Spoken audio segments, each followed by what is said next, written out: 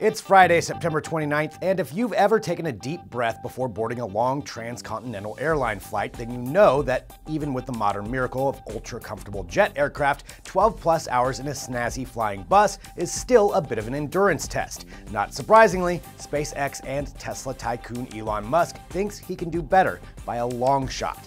As you probably already know, Musk is planning to send his SpaceX big frickin' rocket to Mars in 2024, and of course, he didn't say frickin'. But now, Musk is also thinking of repurposing the giant transports for more Earthbound duties, namely flying passengers from anywhere on Earth to pretty much anywhere else on Earth in under an hour. Sometimes well under an hour, and he claims he can do it at a ticket cost close to current coach airline fares. A series of compelling videos show passengers taking high-tech ferry boats to sea-based launch facilities where rockets carrying 100 or so passengers would blast off, go suborbital at 18,000 miles an hour, and then touch down at another facility in literally 40 minutes or so on the other side of the planet. So no in-flight movie, I guess. That's a pretty big improvement over the typical travel time of 15 hours to get from New York City to Shanghai. Damn. Will it happen? We'd say stranger things have succeeded, but we'd be lying. All we can say about a guy who is revolutionizing the auto industry, the space industry, and possibly the electrical power industry is, when are the tickets going on sale again? Check out more details and videos about Musk's latest audacious plan at the link.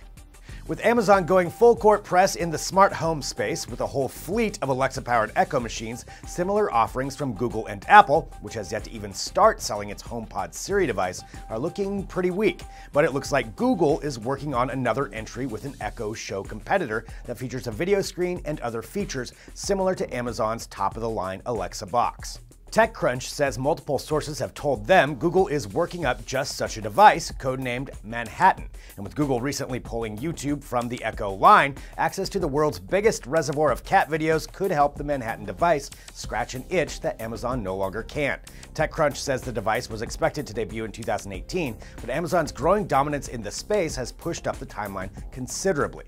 TechCrunch also says the device is likely to run on the Android OS, which means it could also run third-party apps like Netflix and so forth, giving it another edge over Amazon. No release date or price has been specified, but we'd say sooner than later, and at a price point that will take on Amazon head-on.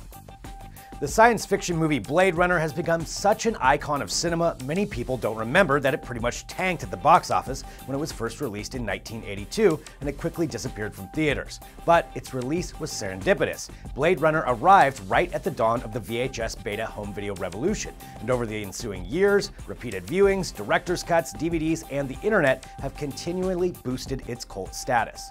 And now, we're just 1 week away from the debut of the long-awaited sequel, Blade Runner 2049, which smartly picks up the story 30 years later, or about the same amount of time that has elapsed since the original movie.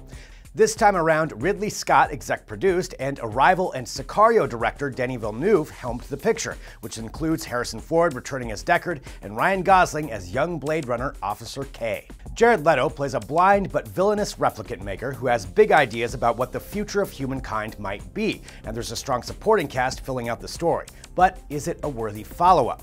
The first reviews are in, including ours by cinephile Phil Hornshaw, and good news, Blade Runner 2049 is indeed another brilliant multi-layered look at humanity's possible future and its possible downfall. Original cinematographer Roger Deakins is also back, and the new Blade Runner looks to be a continuation of the dark fever dream of the original. Check out our full review, trailers, and links to the 3 short lead-in mini-movies commissioned by Villeneuve.